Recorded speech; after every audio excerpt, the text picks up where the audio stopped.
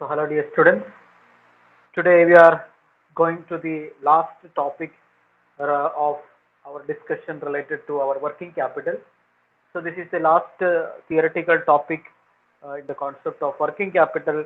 So that is how we can finance our working capital, or what are the various investment alternatives available related with financing our working capital. So that is a point of our discussion. So to discuss this particular point, first let me introduce to you the concept of our accounting equation. So you know the concept of our accounting equation. Accounting equation is derived as, it is our assets are equal to liabilities plus our capital, and we know this should be equal. That is our accounting concept or the balance sheet concept.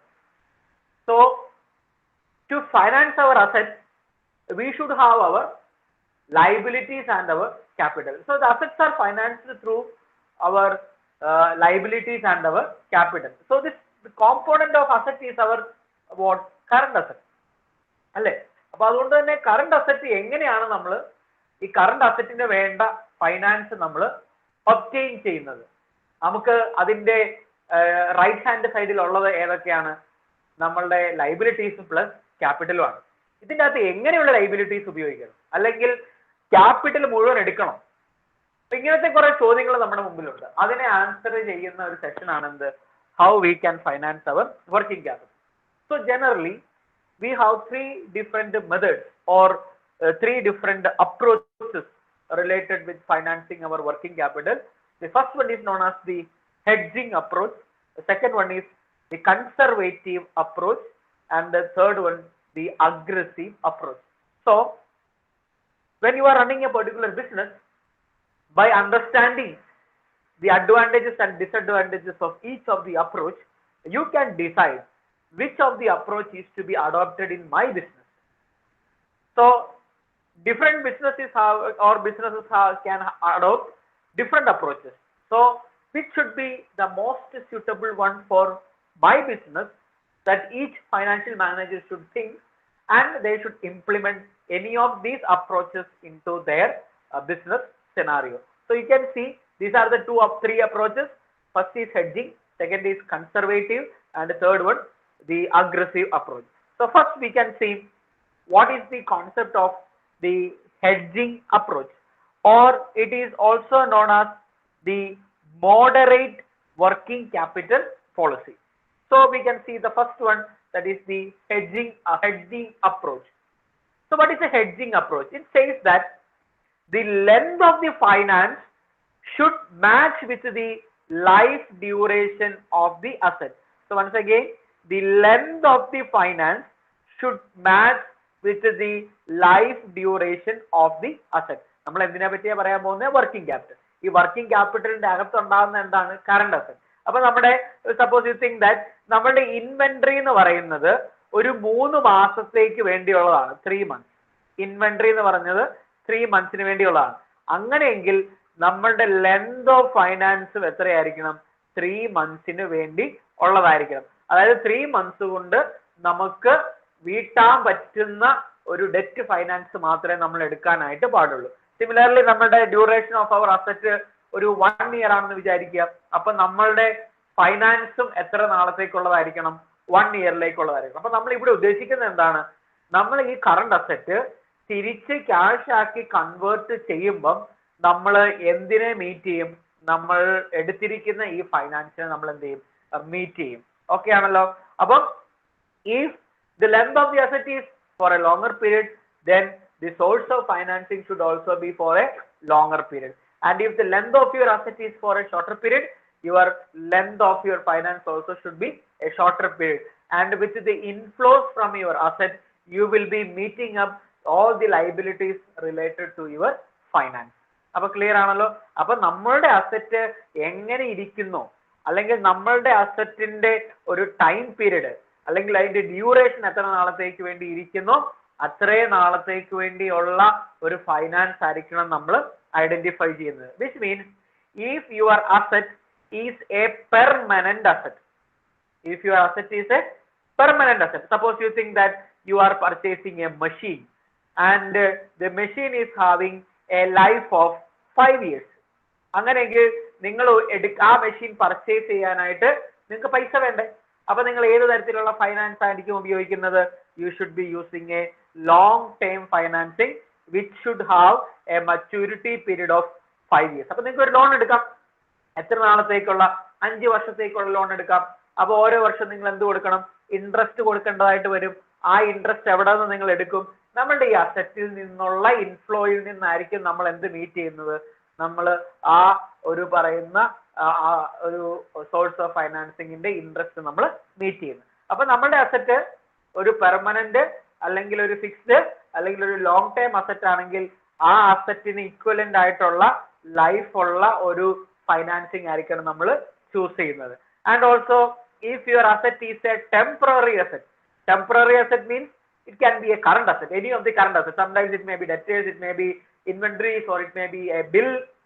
Then you should choose a short term source of funding or a short term finance, which means നമുക്ക് ഒരു asset എന്ന് പറയുന്ന debtor ആണ്. debtorന്റെ time period എന്ന് പറഞ്ഞത് say it is 4 months. അങ്ങനെയെങ്കിൽ നമുക്ക് 4 months കൊണ്ട് വീട്ടാവുന്ന ഏതെങ്കിലും ഒരു ഷോർട്ട് ടൈം ഫൈനാൻസിങ് വേണം നമ്മൾ അഡോപ്റ്റ് ചെയ്യാനായിട്ട്. അപ്പൊ അതുകൊണ്ടാണ് പറഞ്ഞത് ഇതിനൊരു മാച്ചിങ് അപ്രോച്ച് എന്ന് അതുകൊണ്ട് നമ്മൾ പറയുന്നു. What should match? The length of the finance should match with the duration of the asset. അപ്പം നമ്മളുടെ അസറ്റ് എത്ര നാള് നമ്മളുടെ ബിസിനസ്സിൽ ഉപയോഗിക്കുന്നോ ആ ഒരു സെയിം ടൈം പീരീഡിലേക്ക് പറ്റുന്നത് പോലെയുള്ള ഒരു സോഴ്സ് ഓഫ് ഫൈനാൻസിങ് ആയിരിക്കണം ആര് ചൂസ് ചെയ്യുന്നത്? നമ്മൾ അതിൻ്റെ അകത്ത് ചൂസ് ചെയ്യാനായിട്ടുള്ളത്. അങ്ങനെ ചൂസ് ചെയ്യുക എന്ന് പറയുന്ന അപ്രോച്ചിന് നമ്മൾ പറയുന്ന പേരാണ് എന്ത്? The hedging approach, or also known as the matching approach, or also known as the moderate working capital policy. അപ്പൊ ഇവിടുത്തെ റിസ്ക് എന്ന് പറയുന്നത് എന്തായിരിക്കും? We will have only moderate risk. അപ്പൊ റിസ്ക് ഒരു മിനിമം ആണ് അല്ലെങ്കിൽ ഒരു ആവറേജ് ആണ്. അതുകൊണ്ട് നിങ്ങളുടെ പ്രോഫിറ്റ് എന്തായിരിക്കും? അതുപോലെയുള്ള മോഡറേറ്റ് ആയിട്ടുള്ള ഒരു ആവറേജ് ആയിട്ടുള്ള ഒരു പ്രോഫിറ്റബിലിറ്റിയെ നിങ്ങൾക്കും ജനറേറ്റ് ചെയ്യാനായിട്ട് ഈ അപ്രോച്ച് നിങ്ങൾ അഡോപ്റ്റ് ചെയ്യുവാണെങ്കിൽ നിങ്ങൾക്ക് ലഭിക്കുകയുള്ളൂ. Okay, now let's see a diagram which represent our concept. So here we have our long term source of financing, like we can issue shares, we can issue debentures, you can issue bonds, you can take long term loans. ഈ ലോണുകളും ഈ ബോണ്ടുകളും ഈ share ഇഷ്യൂവും നിങ്ങൾ adopt ചെയ്യേണ്ടത് ഏത് കേസിലാണ്? when you purchase your fixed asset, because the life of your fixed asset is for a long term period, or when you choose a permanent working capital. അതായത് നമുക്കൊരു long time source of working capital നമുക്ക് ആവശ്യമായിട്ടുണ്ടെങ്കിൽ ആ സമയങ്ങളിൽ മാത്രം ഉപയോഗിക്കാനായിട്ടുള്ളതാണ് hedging അപ്രോച്ചിലെ എന്ത്? Long time source of financing. So you should look on to the life of the asset. എത്ര നാളത്തേക്കാണ് ഇത് ഉപയോഗിക്കുന്നത് എന്നുള്ള ഒരു ഐഡിയ നമുക്ക് ഓരോരുത്തർക്കും ഉണ്ടാകണം. എങ്കിൽ മാത്രമേ നമുക്ക് ഏത് സോഴ്സ് ഓഫ് ഫൈനാൻസിങ് ഉപയോഗിക്കണം എന്നുള്ള ഒരു ഐഡിയ നമുക്ക് കിട്ടുള്ളൂ. And also the short time finance usually cover a period less than 1 year. Similarly, they should be financed only for financing temporary working capital. So നമുക്ക് ഷോർട്ട് ടൈം ആയിട്ടുള്ള short time liabilities meet ചെയ്യാൻ പറ്റുന്ന ഈ short time ഫൈനാൻസുകൾ എന്ത് finance ചെയ്യാനായിട്ടാണ് ഉപയോഗിക്കുന്നത്? നമ്മൾ temporary ആയിട്ടുള്ള working capital, which means the circulating working capital, changing working capital, അതിനെ മീറ്റ് ചെയ്യാൻ വേണ്ടിയായിട്ടാണ് നമ്മൾ അത് ഉപയോഗിക്കുന്നത്. അപ്പം ഈ ഒരു ഡയഗ്രാം ആണ് എന്തുമായിട്ട് റിലേറ്റ് ചെയ്തിരിക്കുന്ന ഹെഡ്ജിങ് അപ്രോച്ച് അല്ലെങ്കിൽ മാച്ചിങ് അപ്രോച്ചിൽ. Okay, now let's see a graph. So you can see നമുക്ക് ഈ പറയുന്ന നോൺ കറന്റ് അസറ്റുകൾ പർച്ചേസ് ചെയ്യണം. അതുപോലെ നമുക്ക് പെർമനന്റ് വർക്കിംഗ് ക്യാപിറ്റലും ഉണ്ട്. ഈ രണ്ടും നമ്മൾ സോഴ്സ് ചെയ്യുന്നത് എന്ത് ഉപയോഗിച്ചിട്ടാണ്? നിങ്ങൾ നോക്കിയേ, ഇത് രണ്ടും നമ്മൾ സോഴ്സ് ചെയ്യുന്നത് എന്ത് ഉപയോഗിച്ചിട്ടാണ്? Long term sources of financing ഉപയോഗിച്ചിട്ടാണ്. നോക്കിക്കോളൂ, ഇത്രയും നമ്മൾ ചെയ്യുന്നത് long term source of financing. പിന്നെ നമുക്കറിയാം ടെമ്പററി വർക്കിംഗ് ക്യാപിറ്റൽ എന്ന് പറഞ്ഞാൽ ദിസ് കീപ്സ് ഓൺ ചേഞ്ചിങ് അല്ലെ? അങ്ങനെയുള്ളതെല്ലാം നമ്മൾ എന്ത് ഉപയോഗിച്ചിട്ടാണ് ചെയ്യുന്നത്? നമ്മൾ short term source of financing. അതാണ് ഈ ഡയഗ്രാം എക്സ്പ്ലെയിൻ ചെയ്യുന്നത്. നമ്മുടെ അസറ്റുകൾ ഡിഫറെന്റ് ടൈപ്സ് ഓഫ് അസറ്റ്സ് ഉണ്ടാകാം. നോൺ കറണ്ട് അസറ്റും കറണ്ട് അസറ്റ്സും. ഈ കറണ്ട് അസറ്റ്സ് തന്നെ ഈ കറണ്ട് അസറ്റിൽ പെർമനന്റ് വർക്കിംഗ് ക്യാപിറ്റൽ ഉണ്ടാവും, ടെമ്പററി വർക്കിംഗ് ക്യാപിറ്റൽ ഉണ്ടാവും. ഇത് രണ്ടും എന്താണ്? ലോങ് ടൈം സോഴ്സസ് ആണ്. പെർമനന്റും നോൺ കറണ്ടും. അത് രണ്ടും സോഴ്സ് ചെയ്യേണ്ടത് ലോങ് ടൈം സോഴ്സ് ഓഫ് ഫൈനാൻസിംഗിലും temporary working capital short time source of finance ഉപയോഗിച്ചിട്ട് വേണം നമ്മൾ എന്ത് ചെയ്യാൻ, ഫൈനാൻസ് ചെയ്യാനായിട്ടുള്ളത്. അതുകൊണ്ടാണ് ഇതിനെ എന്തെന്ന് വിളിക്കുന്നത്, moderate. There is not too much risk and there is not too much profitability. അങ്ങനെയുള്ള ഒരു അപ്രോച്ചാണ് എന്ത്, നമ്മുടെ ഹെഡ്ജിങ് അപ്രോച്ച് അല്ലെങ്കിൽ നമ്മുടെ മാച്ചിങ് അപ്രോച്ച് എന്ന് നമ്മൾ പറയുന്നത്. Now see what are the advantages of this hedging approach. First one, it maintains an optimum level of funds, neither too excess nor too deficient. അപ്പോൾ നമുക്ക് കൂടുതലുമില്ല കുറവുമില്ല, നമ്മൾ ഏത് ലെവലിൽ നിർത്തുവാണ്, ദി ഒപ്റ്റിമം ലെവൽ. ഈ ഒപ്റ്റിമം ലെവൽ നിർത്തുന്നത് കൊണ്ട് നമുക്ക് ഉണ്ടാകുന്ന നേട്ടം എന്താണ്, it saves the interest cost അല്ലെ. നമ്മൾ 5 മാസം നമുക്ക് ആവശ്യമായിട്ടുള്ള ഒരു വർക്കിംഗ് ക്യാപിറ്റലിന് ഒരു വർഷത്തെ ലോൺ എടുത്താൽ ബാക്കിയുള്ളവരുടെ ഇൻട്രസ്റ്റ് നമുക്ക് കൊടുക്കണ്ടേ. ബാക്കിയുള്ള സമയങ്ങളിൽ നമുക്ക് അതിൻ്റെതായിട്ടുള്ള ഇൻഫ്ലോസ് ഉണ്ടോ, അതില്ല. പകരം നമ്മൾ ചുമ്മാ ഇൻട്രസ്റ്റ് കൊടുക്കേണ്ടതായിട്ട് വരും. അപ്പൊ നമ്മൾ ഒപ്റ്റിമം ലെവല് മെയിൻറ്റെയിൻ ചെയ്യുന്നത് കൊണ്ട് നമുക്ക് കിട്ടുന്ന അഡ്വാൻറ്റേജ് എന്ന് പറയുന്നതാണ് എന്ത്, it saves the interest cost and there is no refinancing risk അല്ലെ. നമുക്ക് എന്ത് ചെയ്യേണ്ട കാര്യമില്ല, പിന്നീട് ഫൈനാൻസ് ചെയ്യേണ്ട കാര്യമില്ല. നമ്മൾ ഷോർട്ട് ടൈം പീരീഡിലേക്കുള്ളതാണ്.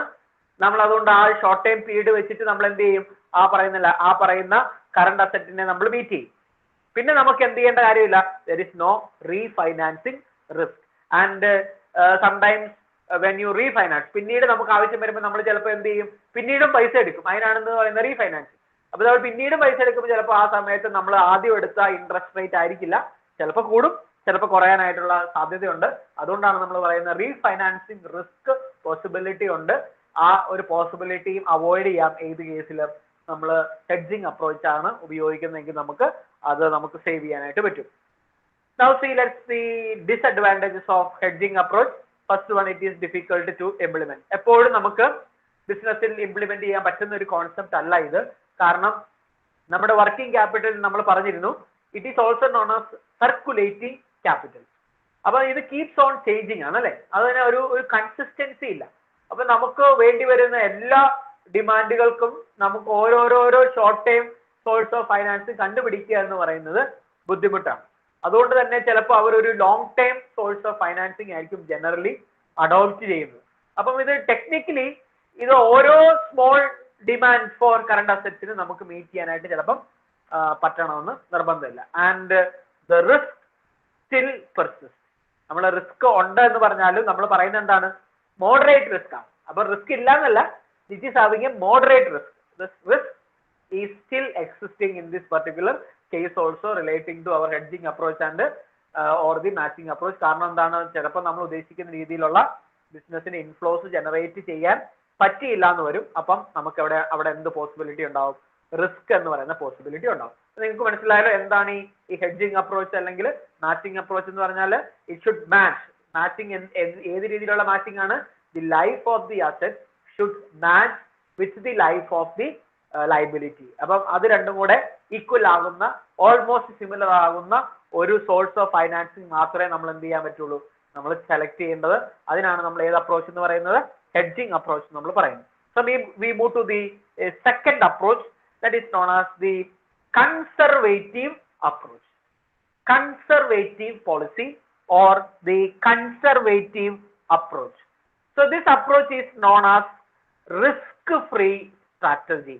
അപ്പം കമ്പാരിറ്റീവ്ലി ബിസിനസ്സിന് റിസ്ക് മിനിമൈസ് ചെയ്ത് കിട്ടുന്ന ഒരു ടൈപ്പ് ഓഫ് വർക്കിംഗ് ക്യാപിറ്റൽ പോളിസിക്കാണ് എന്തെന്ന് പറയുന്നത്, കൺസർവേറ്റീവ് അപ്രോച്ച് എന്ന് നമ്മൾ പറയുന്നത്. ഇനി ഇതിനെ എന്തുകൊണ്ടാണ് ഒരു റിസ്ക് ഫ്രീ സ്ട്രാറ്റജി എന്ന് പറയുന്നത്? Because the major part of your working capital is financed from the long term sources of fund. നമുക്കറിയാം വർക്കിംഗ് ക്യാപിറ്റൽ എന്ന് പറഞ്ഞാൽ it is current asset minus current liability, which means usually the time period will be less than four 1 year. But that is financed with the help of long-term sources of financing, where the maturity period of these long-term sources of financing is always more than 1 year. അപ്പൊ നമുക്ക് ഇവിടെ പൈസക്ക് ഒരു പ്രശ്നമില്ല ഏത് meet ചെയ്യാൻ, working capital meet ചെയ്യാൻ. കാരണം എന്താണ്, നമ്മൾ എടുക്കുന്ന സോഴ്സ് ഓഫ് ഫൈനാൻസിങ് എന്ന് പറയുന്നത് ലോങ് ടേം സോഴ്സസ് ആണ്. Which are the long term sources of financing? Like equity or like debentures or like any long time loans. അപ്പൊ അത് ഉപയോഗിച്ചിട്ടാണ് നമ്മൾ എന്തിനെ മീറ്റ് ചെയ്യുന്നത്? നമ്മളുടെ വർക്കിംഗ് ക്യാപിറ്റലിന്റെ മജോറിറ്റി, മുഴുവനല്ല, majority of them will be financed with the help of our long term sources of fund. അതുകൊണ്ട് തന്നെ ഇവിടെ പൈസയ്ക്ക് ഒരു ഷോർട്ടേജ് വരുമോ? ഇല്ല. അതുകൊണ്ടാണ് ഇതിനെ എന്തെന്ന് പറയുന്നത്?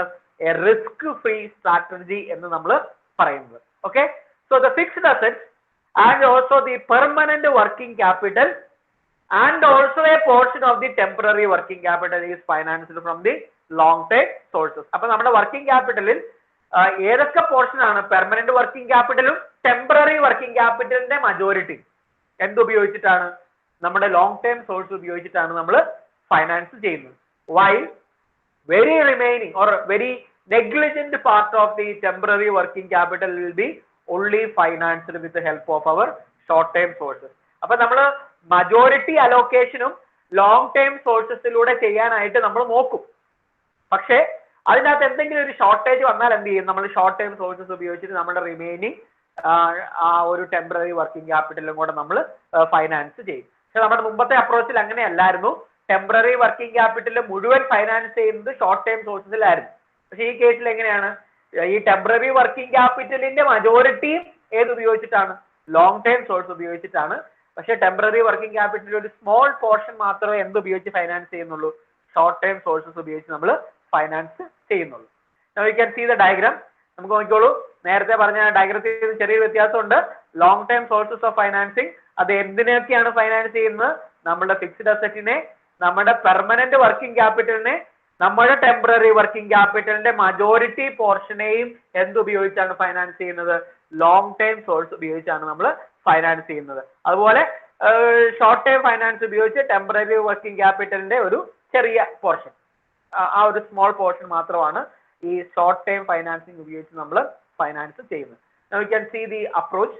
So നമുക്ക് ഡയഗ്രം നോക്കാം. നോൺ കറന്റ് അസറ്റ്സ് ഉണ്ട്, പെർമനന്റ് വർക്കിംഗ് ക്യാപിറ്റൽ ഉണ്ട്. നോക്കിക്കോളൂ, പെർമനന്റ് വർക്കിംഗ് ക്യാപിറ്റൽ ഉണ്ട്, എന്നിട്ട് ടെമ്പററി വർക്കിംഗ് ക്യാപിറ്റലിന്റെ ഒരു പോർഷനും നമ്മൾ എന്തുപയോഗിച്ചാണ്? നോക്കിക്കോളൂ, ഇത് നോക്കിയേ, എന്തുപയോഗിച്ചാണ്? നമ്മൾ long time source of financing ഉപയോഗിച്ചിട്ടാണ് നമ്മൾ ഫൈനാൻസ് ചെയ്യുന്നത്. നോക്കിയേ, ഇനി വളരെ മിനിമൽ ആയിട്ടുള്ള ഒരു പോർഷൻ മാത്രമേ എന്തുപയോഗിച്ച് നമ്മൾ ഫൈനാൻസ് ചെയ്യുന്നുള്ളൂ? ഷോർട്ട് ടൈം സോഴ്സ് ഉപയോഗിച്ച് ഫൈനാൻസ് ചെയ്യുന്നു. അപ്പൊ ഇവിടുത്തെ മേജർ സോഴ്സ് ഓഫ് ഫൈനാൻസിങ് എന്ന് പറയുന്നത് ഏത് സോഴ്സ് ഓഫ് ഫൈനാൻസ് ആണ്? Long time source of finance, like equity, debentures, ബോണ്ടുകൾ, ലോങ് ടൈം ലോൺസ്, ഇതൊക്കെ ഉപയോഗിച്ചിട്ടായിരിക്കും നമ്മൾ ഫൈനാൻസ് ചെയ്യുന്നത്. അപ്പൊ ഈ അപ്രോച്ചിന് നമ്മൾ വിളിക്കുന്ന പേരാണ് എന്ത്? The conservative approach or the liberal approach or the risk free approach എന്നൊക്കെ നമ്മൾ ഇതിനെ കൺസർവേറ്റീവ് അപ്രോച്ചിനെ നമ്മൾ വിളിക്കും. So what are the advantages of conservative approach? First one, there is smooth operation and there are no stoppages. അല്ലെ? കാരണം നമുക്ക് ഇവിടെ ഒരു റിസ്ക് ഫ്രീ ആണ്. കാരണം എന്താ? പൈസ എപ്പോൾ ചോദിച്ചാലും ഉണ്ട്. Because we have source long time source of financing. അതുകൊണ്ട് തന്നെ ഇതിന് ഒരു പെർഫോമൻസിന് അല്ലെങ്കിൽ ബിസിനസിന്റെ ഓപ്പറേഷൻസിന് ഒരു ഹിൻഡ്രൻസും വരുന്നില്ല. ഓപ്പറേഷൻസ് റെഗുലർ ആയിട്ട് നടക്കും. അതുപോലെ തന്നെ raw materials, inventories, all the things can be arranged at proper time and there is no insolvency risk. കാരണം എന്താ? Because we have sourced the finance from long term sources. അതുകൊണ്ട് തന്നെ നമുക്ക് ഇവിടെ ഹൈ എമൗണ്ട് ഓഫ് ഫണ്ട് ഉണ്ട്. അതുകൊണ്ട് അവിടെ ഇൻസോൾവൻസിക്കുള്ള chance വളരെ കുറവാണ്. And what are the disadvantages? നമ്മുടെ ലോങ് ടേം സോഴ്സസിൽ നിന്നാണ് നമ്മൾ ഫൈനാൻസ് ചെയ്തിരിക്കുന്നതുകൊണ്ട് തന്നെ അവിടെ എന്ത് കൂടുതലാണ്? കോസ്റ്റ് കൂടുതലാണ്. എന്തിന്റെ cost? Interest cost. Similarly there can be chances of ideal funds. Ideal funds mean those funds which remain in the business without utilized, without properly utilized. അതിനാണ് നമ്മൾ എന്ന് പറയുന്നത് ഐഡിയൽ ഫണ്ട്സ് എന്ന് പറയുന്നത്. ചിലപ്പോൾ നമ്മൾ നമ്മുടെ ഈ ഫണ്ട് ഉപയോഗിച്ച് ഒരുപാട് അസറ്റുകൾ വാങ്ങിക്കും. ഏത്?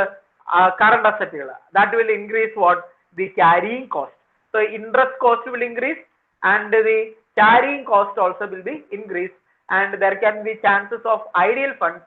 And last one, inefficient management of working capital. അല്ലെ? കാരണം എന്താണ്? ഇവിടെ ടു മച്ച് ഫണ്ട്സ് ആണ്. അതുകൊണ്ട് നമ്മൾ പ്രോപ്പർ ആയിട്ട് ഒരു കെയർ ഏതിനെടുക്കാറില്ല? വർക്കിംഗ് ക്യാപിറ്റൽ എടുക്കാറില്ല. എക്സാമ്പിൾ ആയിട്ട് പറഞ്ഞാൽ debtors, that's a part of our working capital. അതിനെ പ്രോപ്പർ ആയിട്ട് സർവീസ് ചെയ്യാനോ അല്ലെങ്കിൽ അവർ പൈസ തിരിച്ചു തരുന്നുണ്ടെന്നുള്ളത് ഉറപ്പ് വരുത്താനോ ഒന്നും ആരും ശ്രമിക്കാറില്ല, ബിസിനസ് ശ്രമിക്കാറില്ല. Because they are having huge amount of funds. അപ്പൊ അങ്ങനെ ഒരു റിസ്ക് ഫ്രീ ആയിട്ടുള്ള അഡോപ്ഷൻ ആണ് ഏത് കേസിൽ നമ്മൾ എടുക്കുന്നത്? കൺസർവേറ്റീവ് സ്ട്രാറ്റജിയിൽ നമ്മൾ അഡോപ്റ്റ് ചെയ്യുന്നത്. Now we move to the last strategy, that is known as the aggressive approach. അപ്പോൾ നമ്മുടെ കൺസർവേറ്റീവ് അപ്രോച്ചിന്റെ ജസ്റ്റ് ഓപ്പോസിറ്റ് ആണ് എന്തെന്ന് പറയുന്നത് അഗ്രസീവ് അപ്രോച്ച്. എന്ന് വെച്ചാൽ ഒരു ഹൈ റിസ്കി സ്ട്രാറ്റജി ആണ് നമുക്ക് പറയാം. കാരണം എന്താണ്, ഇവിടെ റിസ്ക് എലമെന്റ് കൂടുതലാണ്.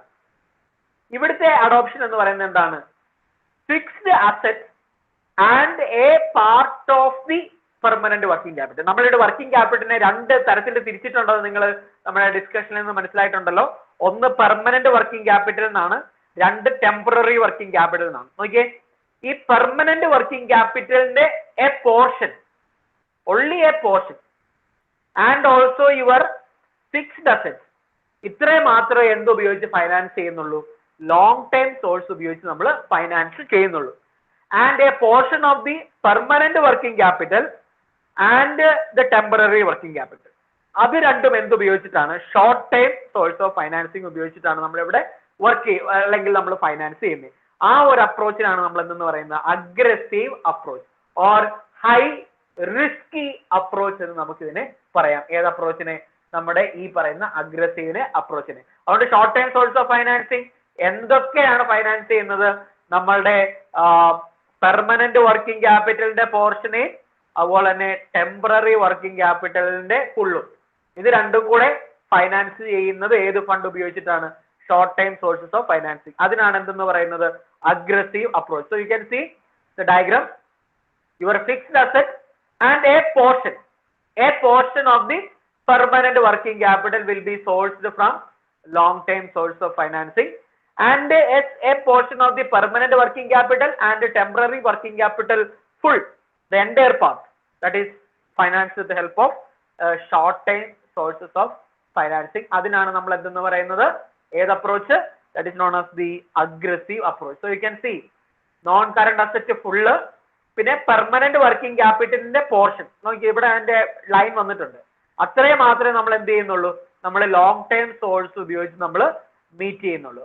ബാക്കി റിമൈനിങ് പോർഷനും ഷോർട്ട് ടൈം ഫൈനാൻസിങ് മുഴുവനും, ഇത്രയും പോർഷൻ എന്ത് ഉപയോഗിച്ചിട്ടാണ്, നമ്മളുടെ short time sources of financing ഉപയോഗിച്ചിട്ടാണ് നമ്മൾ മീറ്റ് ചെയ്യുന്നത്. ഈ ഒരു അപ്രോച്ചിനാണ് നമ്മൾ എന്തെന്ന് പറയുന്നത് the aggressive approach or the high risky approach. Now you can see the advantages. First one, lower financing cost and high profitability. കാരണം എന്താ, നമ്മൾ മാക്സിമം നമ്മൾ ഉറ്റിപ്പിഴിയാന്നൊക്കെ പറയല്ലേ, ആ ഒരു രീതിയിലുള്ള അപ്രോച്ചാണ് നമ്മൾ ഇവിടെ എടുക്കുന്നത്. അതുകൊണ്ട് തന്നെ നമ്മൾ ലോങ് ടൈം സോഴ്സ് വളരെ അത്യാവശ്യം കാര്യങ്ങൾക്ക് വേണ്ടി മാത്രമേ ഉപയോഗിക്കുന്നുള്ളൂ, ഫിക്സ്ഡ് അസറ്റ്സ് ഫൈനാൻസ് ചെയ്യാൻ.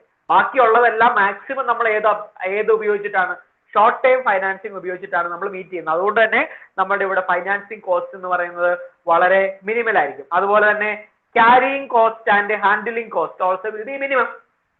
അത് നമുക്ക് കൂടുതൽ നമുക്ക് ആവശ്യമുള്ളത് മാത്രമേ നമ്മൾ എടുത്തു വെക്കുകയുള്ളൂ.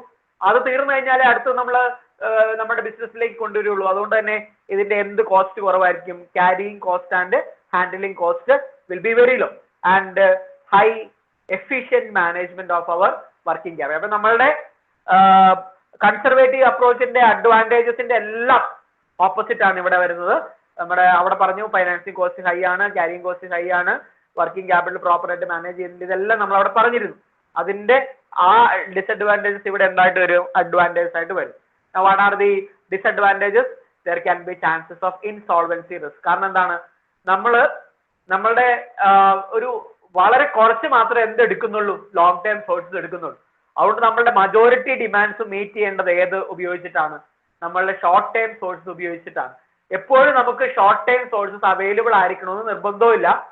നമ്മൾ ഉദ്ദേശിക്കുന്ന കൂടുതൽ എമൗണ്ട് നമുക്ക് കിട്ടണമെന്നുമില്ല. അതുകൊണ്ട് തന്നെ നമ്മളുടെ ലൈബിലിറ്റീസ് മീറ്റ് ചെയ്യാൻ പറ്റാതെ വന്നാൽ അവിടെ ഇൻസോൾവൻസി സിറ്റുവേഷൻ അറൈസ് ചെയ്യാനായിട്ടുള്ള സാധ്യതയുണ്ട്. And sometimes we may lose opportunities and may arise at unexpected shocks. കാരണം എന്താ, എന്തെങ്കിലും ഒരു കണ്ടിജൻസി സിറ്റുവേഷൻ ഉണ്ടായാൽ അത് മീറ്റ് ചെയ്യാനായിട്ടുള്ള ഫൈനാൻസ് പലപ്പോഴും ഏത് അപ്രോച്ചിൽ ഉണ്ടാവില്ല, അഗ്രസീവ് അപ്രോച്ച് നമുക്ക് ഉണ്ടാവില്ല. അതുകൊണ്ട് നമുക്ക് ചിലപ്പോൾ നമ്മളുടെ ബിസിനസ്സിന് ഉണ്ടാകുന്ന അൺഎക്സ്പെക്റ്റഡ് ആയിട്ടുള്ള ഓപ്പർച്യൂണിറ്റീസും റിസ്കുകളും മീറ്റ് ചെയ്യാനായിട്ട് പറ്റാതെ പോകും ഏത് അപ്രോച്ചിൽ, aggressive approach. Okay, so these are the three different aspects relating to investment in working capital or working capital approaches. Which are they? First one is known as the hedging approach, second one is conservative approach, and third one is the aggressive approach. Now we move to the last topic, that is the you can see the comparison of working capital approaches. Not the last topic, the comparison of working capital approaches. What is the risk in hedging approach? Moderate. Conservative approach, it is comparatively low, and aggressive approach, it is high. Cost for hedging approach, it is moderate. For conservative approach, the cost is high. Why? Because you are using long-term sources of financing. And in aggressive approach, it is low because you are using short-term sources of financing. And profitability depends upon risk. As we have moderate risk, the profitability will be moderate. As we have low risk, the profitability also will be low. As we have high risk, the profitability also will be high. So this is a comparison of working capital approaches, that is hedging approach, conservative approach, and our aggressive approach. Now the last topic is optimum working capital. What do you mean by the concept of optimum? Optimum means the balanced level. That is known as the optimum working capital level, which means it is the amount of working capital which should be maintained in the business, which is adequate for running the business operations. So business in the day-to-day activities run cheyan adequate aayittulla, most needed aayittulla capital matram keep cheyyunnadinu parayunna peranando optimum. It should not be too excessive or it should not be too inadequate. So idu rendine edakkulla oru balanced approach naanu nammal endu parayunnathu the optimum working capital. So it is a balanced approach. What is a balanced approach? The optimum working capital is a balanced approach, and there is a direct relationship between here risk and return. കാരണം എന്താണ്? Risk കൂടുന്നതനുസരിച്ച് return കൂടും, risk കുറയുന്നതനുസരിച്ച് return കുറയും. So investment in current assets enhances the liquidity and reduces the default of risk. അല്ലേ? Current asset നമ്മൾ investment നടത്തിയാൽ എന്തുണ്ടാവും? Liquidity കൂടും അല്ലെ? ലിക്വിഡിറ്റി കൂടിയാൽ എന്ത് കുറയും? റിസ്ക് കുറയും. പൈസ ചോദിച്ചാൽ കൊടുക്കാനുണ്ടെങ്കിൽ അതിനർത്ഥം എന്താണ്? റിസ്ക് കുറയുന്നു. അപ്പൊ നമ്മൾ കൂടുതൽ കറണ്ട് അസറ്റിൽ ഇൻവെസ്റ്റ്മെന്റ് നടത്തിയാൽ ലിക്വിഡിറ്റി കൂടും. പക്ഷെ ലിക്വിഡിറ്റി കൂടിയാൽ എന്ത് കുറയും? റിസ്ക് കുറയും. So if current assets are financed by current liabilities alone, it will reduce liquidity but increases the profitability. അതാണ് നമ്മൾ പറഞ്ഞത്. കറണ്ട് അസറ്റ് കറണ്ട് ലൈബിലിറ്റി ഉപയോഗിച്ച് മാത്രമാണ് നിങ്ങൾ ഫൈനാൻസ് ചെയ്യുന്നതെങ്കിൽ അവിടെ എന്ത് കുറയും? ലിക്വിഡിറ്റി കുറയും. കാരണം എന്താണ്? നമുക്ക് കൂടുതൽ എമൗണ്ട് എവിടെ വെക്കാൻ പറ്റില്ല? കറണ്ട് അസറ്റ് വെക്കാൻ പറ്റില്ല.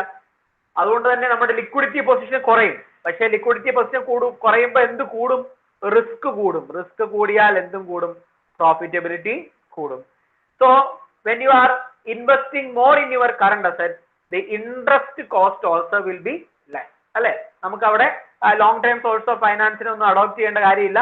അതുകൊണ്ട് എന്താണ്? ഇൻട്രസ്റ്റ് കോസ്റ്റ് നമുക്ക് റെഡ്യൂസ് ചെയ്യാനായിട്ട് പറ്റും. നമുക്കൊരു ഡയഗ്രാം കൂടെ കണ്ടിട്ട് നമ്മൾ ഈ ടോപ്പിക് ഓഫ് ഡിസ്കഷൻ നിർത്തുവാണ്.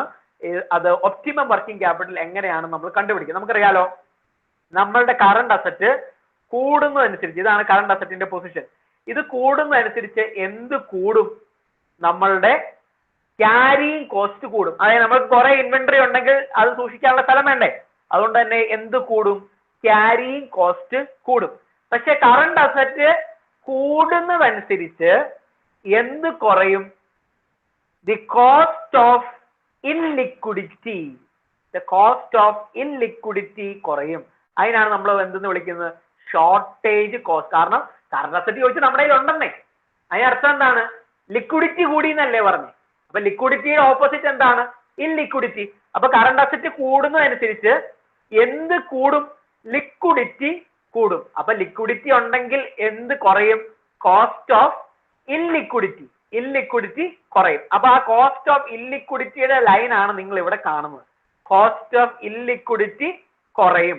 ഇപ്പൊ നമുക്ക് total cost, total cost line ഇങ്ങനെയാണ് നിൽക്കുന്നത്. അപ്പം ഇത് രണ്ടും മീറ്റ് ചെയ്യുന്ന ഈ പൊസിഷൻ, ആണ് നമ്മൾ എന്തെന്ന് പറയുന്നത്? The optimum working capital level എന്ന് നമ്മൾ പറയുന്നത്. അവിടെ നമുക്ക് ടു എക്സസീവും ടു ഇൻഅഡിക്വേറ്റും ആയിട്ടുള്ള വർക്കിംഗ് ക്യാപിറ്റൽ ഉണ്ടാവില്ല. അപ്പൊ ഈ ഷോർട്ടേജ് കോസ്റ്റിന്റെ മറ്റൊരു പേരാണ്, ഓർത്തോണെ, കോസ്റ്റ് ഓഫ് ഇൻലിക്വിഡിറ്റി. ആ ഇൻലിക്വിഡിറ്റി നമുക്ക് കുറയും. ഏത് കൂടുമ്പോൾ?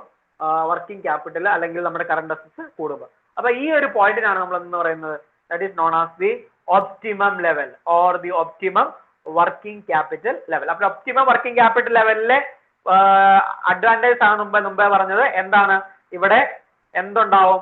കറണ്ട് അസറ്റിനെ കറണ്ട് ലൈബിലിറ്റി ഉപയോഗിച്ചായിരിക്കും ഫൈനാൻസ് ചെയ്യുന്നത്. അതുകൊണ്ട് ഇറ്റ് വിൽ റെഡ്യൂസ് ലിക്വിഡിറ്റി, അതുകൊണ്ട് റിസ്ക് കൂടും, അതുകൊണ്ട് എന്തുണ്ട്? പ്രോഫിറ്റബിലിറ്റി കൂടും. അവിടെ ഇൻട്രസ്റ്റ് കോസ്റ്റ് വളരെ മിനിമൽ ആണ്. അതുപോലെ തന്നെ അവിടെ direct relationship between risk and return ആണുള്ളത്.